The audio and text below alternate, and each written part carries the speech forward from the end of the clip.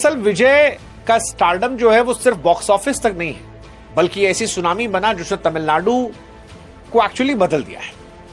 विजय बहुत जल्दी समझ गए थे कि तमिलनाडु में सिनेमा जो है वो केवल एंटरटेनमेंट नहीं है, वो रिलीजन जैसा है, इबादत होती है, पूजा होती है। 2003 में जब उनकी फिल्म घिल्ली हुई तो उसने इतिहास बदला, क्योंकि तमिलनाडु की पहली फिल्म थी जिसने 50 करोड़ का बिजनेस किया और यहीं से विजय को मास एक्शन हीरो की लीग में टॉप पर खड़ा कर दिया। बॉलीवुड में कई फिल्में जैसे कि सलमान खान की वांटेड, अक्षय कुमार की हॉलिडे, आपको जानकर हैरानी होगी कि यह विजय की ही फिल्मों की रीमेक है। इससे साफ है कि बॉलीवुड भी कई सालों तक विजय की कहानियों के सहारे अपनी दुकान चला रहा था। साल 2010 के बाद विजय ने अपनी फिल्मों को हथियार की तरह इस्तेमाल करना शुरू किया और फिल्म कत्थी में किसानों का मुद्दा उठाया, मरसल में जीएसटी पर सवाल किया। विजय फिल्मों के जरिए वो सब कुछ कह रहे थे जो तमिलनाडु में बड़े बड़े नेता नहीं कह पा रहे थे। इनफैक्ट उनकी आखिरी फिल्म जननायक 2026 में वो एक फिल्म नहीं थी, बल्कि राजनीतिक पारी का एक सिनेमैटिक सिंबल थी। इस फिल्म के जरिए अपने रिटायरमेंट को इतना ड्रामेटिक बनाया कि जनता ने पर्दे से सीधे मुख्यमंत्री की कुर्सी पर बिठाने का मान लो मन बना लिया।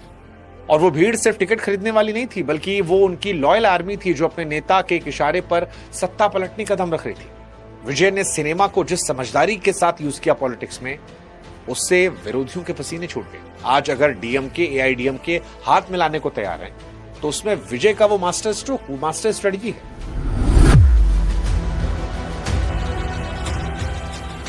लेकिन विजय की कहानी इतनी आसान नहीं रही। उनकी लाइफ में भी कंट्रोवर्सी रही। एक कंट्रोवर्सी उनके पिता के साथ रही। फिल्मी पर्दे पर विजय सबको दुश्मनों से बचा रहे थे, लेकिन असली चुनौती तब आई जब पिता सामने खड़े थे।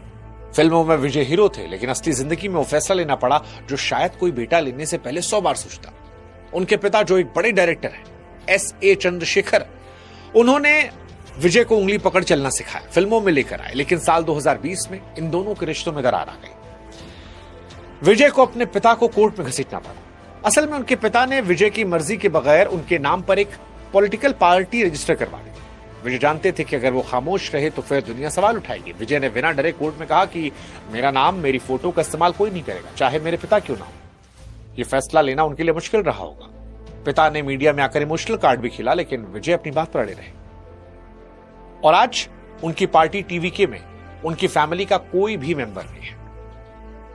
परिवारवाद को उन्होंने अब दूर रखा, क्योंकि परिवारवाद के ही खिलाफ उन्होंने पॉलिटिकल शुरुआत की थी। दुनिया को बताया कि अपनी पहचान के दम पर वो अपनी पहचान बनाएंगे, किसी विरासत के खैरात पर नहीं। और शायद ये स्वाभिमान जनता की नजरों में उन्हें और उठाने लगा, क्योंकि लोगों को विजय में एक ऐसा नेता दिखा जो कॉम्प्रोमाइज नहीं कर रहा था। वैसे विजय की लव स्टोरी की बात करें तो वो भी कमाल की लव स्टोरी थी। विजय के जिद उसूलों की लाइफ है। इसकी नींव में उनकी पत्नी का भी हाथ रहा, जिनसे उनकी मुलाकात